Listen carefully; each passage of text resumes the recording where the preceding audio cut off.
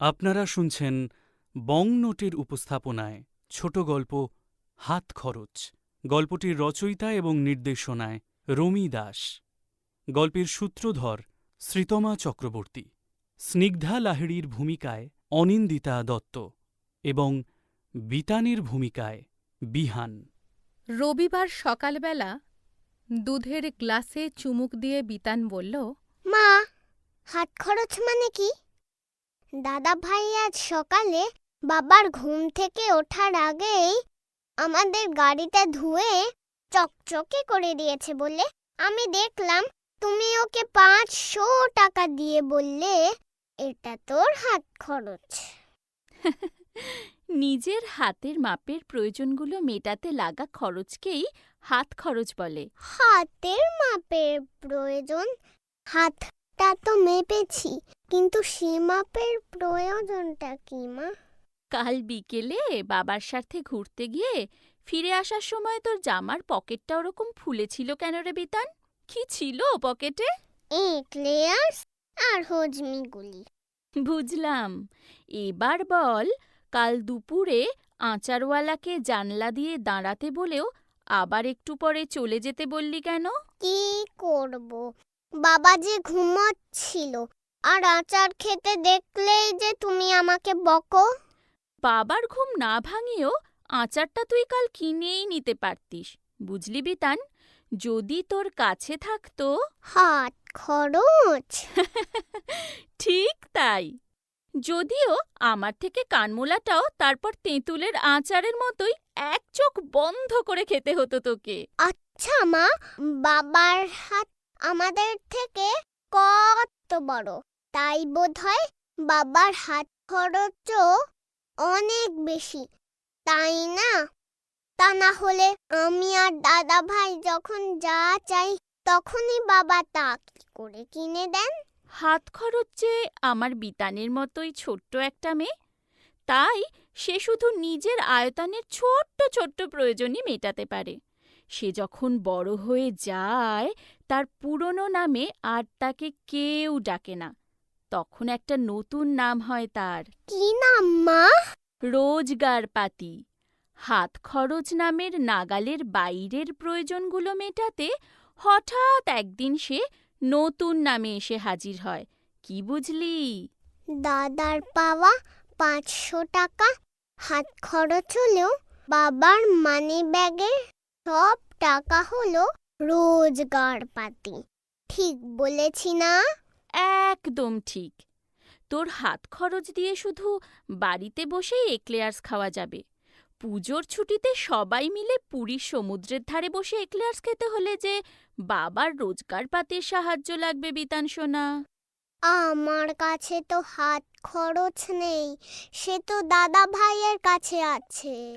তুই চাইলে তোর কাছেও থাকতে পারে, তবে হাত খরচ পেতে হলে দাদা ভাইয়ের মতো কাজ করতে হবে কিন্তু। বিনা পরিশ্রমে উপার্জিত অর্থ প্রয়োজন মেটালেও তা গ্রহণকারীর জীবনে পরিশ্রম আর অর্থ দুটো শব্দকেই মূল্যহীন করে দেয়। একটু সহজ করে বলো না মা। আজ যদি তুই বিনা পরিশ্রমে হাত খরচ পেয়ে যাস, তাহলে কাল বাবা ঘুমিয়ে থাকলেও আচার কিনতে পারবি ঠিকই, কিন্তু কাক ভোরে উঠে অত বড় গাড়িটা পরিষ্কার করে ধুতে দাদা ভাইয়ের যে কত কষ্ট হয়েছে তা যে তুই চেষ্টা করেও বুঝতে পারবি না বিতান। তাই এমনি পাওয়া হাত খরচটা শুধু তোর আচার কেনার দাম বলেই মনে হবে, যা তোর অজান্তে কখন দেখবি কেনা আচারের ভালো মন্দের স্বাদের সাথে হজম হয়ে গেছে। যদি দাদা ভাইয়ের মতো কাজ করে হাত খরচ পাই, তাহলে তাহলে একদম অন্যরকম হবে। আচারের স্বাদ খারাপ হলে তোর মন খারাপ করবে, মনে হবে এর থেকে কত ভালো হতো ওই 2 টাকায় দুটো এক্লেয়ার্স কিনলে বা তোর পছন্দের অন্য কিছু কিনলে। আর ভালো হলে? ভালো হলে তো আর কথাই নেই। পরিশ্রমের বিনিময়ে পাওয়া টাকার কেনা স্বাদ তোর জিভে অল্পস্থায়ী হলেও মনের গভীরে হবে চিরস্থায়ী, যা জীবনের শেষ দিন পর্যন্ত তোকে কারণে অকারণে আনন্দ দেবে। তুমি যখন ছোট ছিলে তখন বুঝি তুমিও দাদা ভাইয়ের মতো পরিশ্রম করে হাত খরচ পেতে। পেতাম বই কি, আমাদের বাড়িতে গাড়ি ছিল না, তবে হাত খরচ পাওয়ার অন্য অনেক উপায় ছিল। এই যেমন ধর, মায়ের সাথে চাল বাছার সময় যটা কাঁকড় খুঁজে বের করতে পারবো তটা 10 পয়সা আমার লাভের খাতায়। বেশি কাঁকড় ভরা চাল আনলে মার কাছে বকা শুনে নগেন কাকার গোমরা মুখ আহ্লাদে আমার 10 পয়সার গুনতি দেখে মুহূর্তে হাসিতে বদলে যেত। মাছ কাটতে বসা কাকিমণি বাথরুমে গেলে মাছের গন্ধে আশেপাশে ঘুরঘুর করা বিড়ালের কাছ থেকে মাছ পাহারা দেওয়ার দায়িত্ব পড়ত আমার ওপর। 1 মিনিট পাহারা দিলেই 10 পয়সা। স্বাভাবিক নিয়মে মিনিটের সাথে পয়সার যোগফলও বাড়তে থাকত। সবচেয়ে বেশি মজা হতো জেঠুমনির দেওয়া কাজে। সেটা কি মা? জেঠুমনির মাথার প্রত্যেকটা পাকা চুলের দাম ছিল 20 পয়সা। তখন তার চশমা ছিল না। একটা পাকা চুল তুলতে আমার 5 সেকেন্ডের বেশি লাগতো না। হাজমোলা, আচার, রং বেরঙের কাঠি আইসক্রিম, আরও যে কত কিছু নিজেও খেতাম, বন্ধুদেরও খাওয়াতাম। ট্যাক ভরা হাত খরচে আমি তো তখন একেবারে ডাক সাইটে বড়লোক যাকে বলে। মা, একটা কথা হঠাৎ মনে পড়ে গেল। কাল তোমাকে কতবার বলবো ভেবেও আবার ভুলে গেছি। কি কথা রে বিতান? কালকে যখন আয়নার সামনে দাঁড়িয়ে চুল আঁচড়াচ্ছিলে, আমি তখন তোমার মাথায় 3টে পাকা চুল দেখতে পেয়েছি। তুমি যদি বলো তাহলে আজকে সব কটা তুলে দিতে পারি।